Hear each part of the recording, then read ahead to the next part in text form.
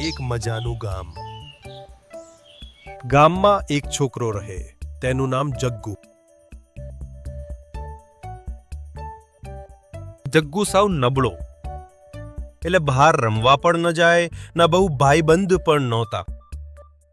એક વખત ગામના છોકરાઓ રમવા જતા હતા, ત્યારે જગ્ગુને પણ જવાનું મન થયું.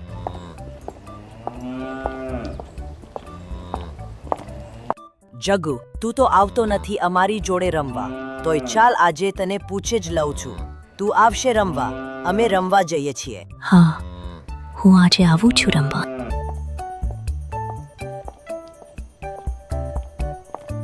છોકરાઓએ પકડદાવ રમવાનું શરૂ કર્યું.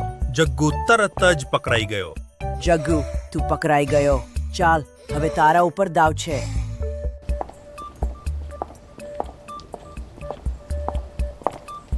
જગ્ગુ બધાને પકડવા દોડ્યો, પણ થોડું જ દોડ્યું ત્યાં તો થાકી ગયો. હું હવે નહીં રમી શકું. મને બહુ હાફ ચડે છે. જગ્ગુ, તું નીચે બેસ. હું તારા માટે પાણી લાવું છું.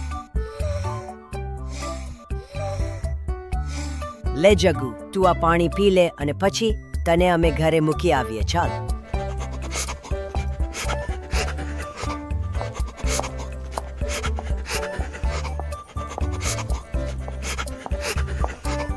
શું થયું બેટા? કેમ રડે છે?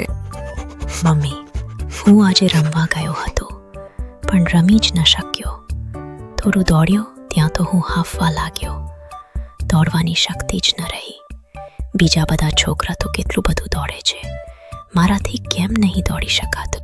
હું તને કેટલી વખત કહું છું, છતાં પણ તું દૂધ પીતો નથી, શાકભાજી અને કઠોળ ખાવતો નથી.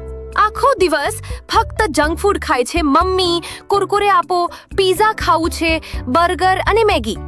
એટલે તારા શરીરમાં પૂરતું પોષણ મળતું નથી. પોષણ ન મળે તો શરીર સારી રીતે કામ કરી શકે નહીં, અને એટલે જ તું જલ્દી થાકી જાય છે.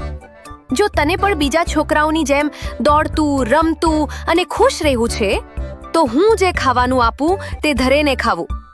સવારે અને સાંજે દૂધ પીને, શાકભાજી ખાઈને તંદુરસ્ત બનવું. આ સાંભળીને જગ્ગુને એની ભૂલ સમજી ગઈ.